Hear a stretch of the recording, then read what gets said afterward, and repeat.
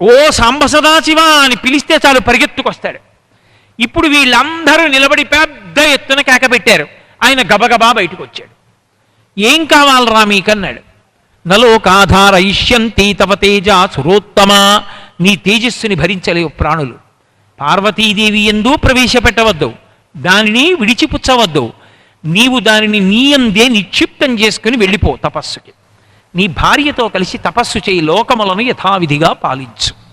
మహద్భూతమును మేము భరించలేం అన్నారు. తారకాసురుణ్ణన్నా భరిస్తాం, నీ వలన మహద్భూతం వస్తే మాకు భయం అన్నారు. పరమశివుడు అన్నాడు, తప్పకుండా నేను అలాగే నా తేజస్సుని నాయందే అణిచి ఉంచేస్తాను. కానీ తన స్థానమును ఇప్పటికే వదిలిపెట్టి కదిలిపోయిన తేజస్సు జారింది, ఎవరు పట్టుకుంటారని అడిగాడు.